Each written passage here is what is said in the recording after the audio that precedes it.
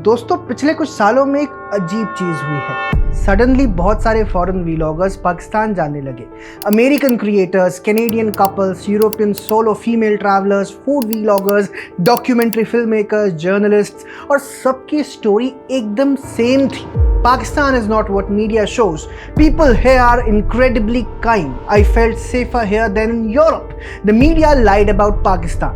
अगर आप YouTube regularly देखते हो तो ये पैटर्न नोटिस किया होगा। हुंजा के ड्रोन शॉट्स, लाहौर की food streets, emotional background music, foreign accent में पाकिस्तान की तारीफ, और फिर वही वीडियोस पाकिस्तान के ऑफिशियल हैंडल्स एम्पलीफाई करते हैं, डिप्लोमेट्स शेयर कर देते हैं। तो सवाल ये है, क्या ये सब ऑर्गेनिकली हो रहा है या Pakistan quietly global perception campaign चला रहा है? दोस्तों ये इन्फॉर्मेशन ओसेंट प्लेटफॉर्म डिसइंफोलैब की रिपोर्ट पर आधारित है। आप ट्विटर पर उनका थ्रेड भी पढ़ सकते हैं और तब तक आप हमारे यूट्यूब चैनल से भी सब्सक्राइब कर दीजिए। पाकिस्तान की इंटरनेशनल इमेज कोई सीक्रेट तो है नहीं। Terrorism, instability, military control, religious extremism, political chaos. 9/11 के बाद ये इमेज और डीप हो गई थी। टूरिज्म कोलैप्स हो गया, ग्लोबल ट्रस्ट कोलैप्स हो गया। अब क्या किया जाए?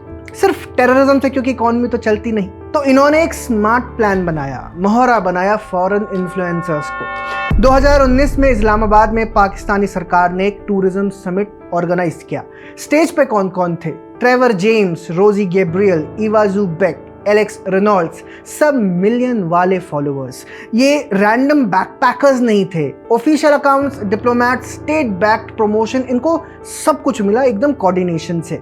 और जो फिर बाद में मैसेजिंग आई इनके द्वारा, फॉरेन इन्फ्लुएंसर्स के द्वारा, वो बहुत डिस्टर्बिंगली सेम थी कि पाकिस्तान मिसअंडरस्टूड है, मीडिया बायस्ड है, रियलिटी डिफरेंट है, लोग इनक्रेडिबली वार्म है।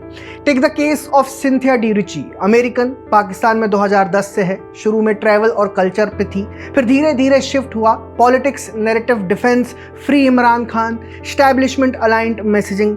जब ISPR कंसल्टेंसी का एलिगेशन इस पे लगा तो इसका जवाब पता है क्या था? So what? PR is normal। और उसकी फोटो सेंसिटिव मिलिट्री लोकेशंस में मिलिट्री पर्सोनल के साथ भी आई, ऐसे एरियाज में जहां ऑर्डिनरी टूरिस्ट का एक्सेस तो ऑलमोस्ट इम्पॉसिबल होता है। ट्रेवर जेम्स को पाकिस्तान के काउंसिल जनरल ने पर्सनली इनकरेज किया कि पॉजिटिव साइड दिखाओ पाकिस्तान का। मार्क वेन्स का पाकिस्तान कंटेंट सडनली एक्सप्लोड हुआ, लगभग इसको मिलियंस की रीच मिली। ड्रू बिन्स की मासिव रीच है इसकी, और उसका पाकिस्तान कंटेंट ओफन इंडिया के साथ कंट्रास्ट करता है। पाकिस्तानी वार्मथ और इंडिया में chaos, Pakistani hospitality, India pollution, subtle लेकिन बहुत पावरफुल नैरेटिव। और फिर एक और इंटरेस्टिंग नाम है कैलम मिल, जिसे लोग कैलम अब्रोड के नाम से जानते हैं। इसने 2019 से मल्टीपल ट्रिप्स किए हैं पाकिस्तान के। उसका पाकिस्तान कॉन्टेक्स्ट क्या है? वार्मथ, हॉस्पिटैलिटी, ब्यूटी और इमोशनल स्टोरी टेलिंग पे बेस्ड है। लेकिन उसका इंडियन कंटेंट इसके बिल्कुल ऑपोजिट है। केओस, पोल्यूशन, इंटॉलरेंस और नेगेटिविटी।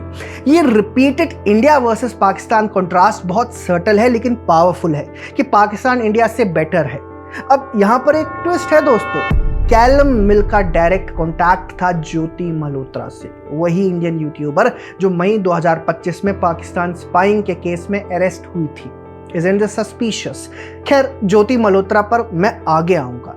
अब एक दूसरी लेयर को एनालाइज किया जाए।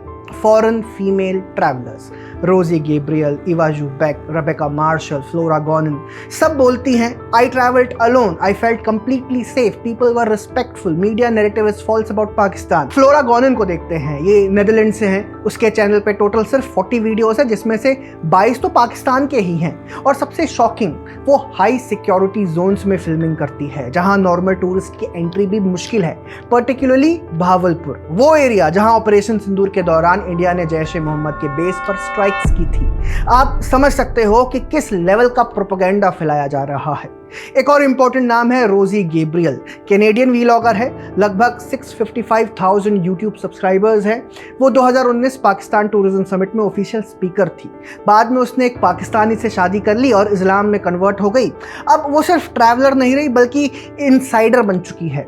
उसका content mostly kindness, spirituality, humanity और इमोशनल स्टोरीज पे बेस्ड है। हर वीडियो में यही लाइन्स रिपीट होती हैं, Pakistan is safe, people here are incredibly generous, लोग बहुत मेहरबान हैं। If we think about it, क्या स्ट्रैटेजी, क्या जीनियस है यार। मतलब क्योंकि अगर पाकिस्तान खुद अपनी तारीफ करे तो डाउट तो होगा, लेकिन फॉरेनर बोलेगा तो ऑथेंटिक लगता है और फिर सिस्टम के क्रैक्स दिखने लगते हैं दोस्तों। American journalist Caitlin Dawn Boris initially ecosystem से कनेक्टेड थी, लेकिन जब इस्लामाबाद इवेंट में पाकिस्तानी जर्नलिस्ट मतिउल्लाह जान ने सेंसरशिप और स्ट्रेट प्रेशर की बात की तो फिर केटलिन ने पब्लिकली कहा, I felt deceived and used. तो कंट्रास्ट दिख रहे हो दोस्तों। Pakistani establishment positive foreign voices को तो जमकर एम्पलीफाई करती है, उन्हें अवॉर्ड करती है, लेकिन क्रिटिकल लोकल वॉइसेस को वहां जमकर सप्रेस किया जाता है। दोस्तों ये गेम सिर्फ पाकिस्तान के बाहर पॉजिटिव इमेज बनाने तक लिमिटेड नहीं है, ये इंडिया के अंदर भी चल रहा था। मतलब पाकिस्तान के हैंडलर्स इंडियन यूट्यूबर्स और ट्रैवल क्रिएटर्स को टारगेट कर रहे थे, उनको फ्री ट्रिप्स देके उनके थ्रू इंफॉर्मेशन निकालने और प्रो पाकिस्तान नैरेटिव पुश करने का पूरा प्लान था। पहले बड़ा केस ज्योति मल्होत्रा, जिसे लोग ट्रैवल विद जो के नाम से जानते थे, हरियाणा की YouTuber, around 3.77 lakh subscribers.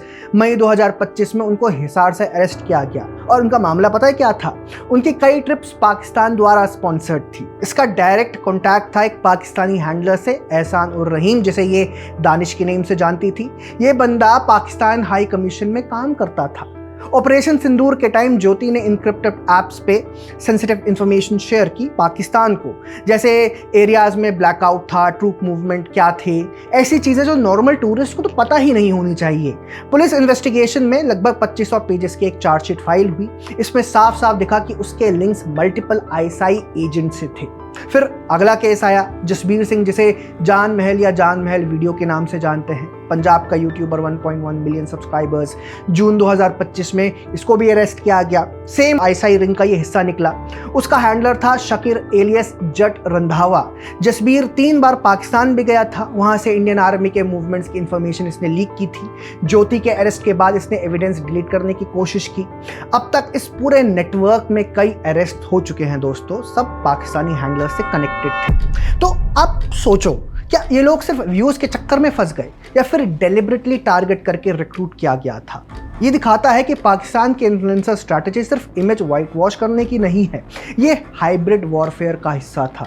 Information collect करना और नैरेटिव कंट्रोल करना दोनों तरफ से।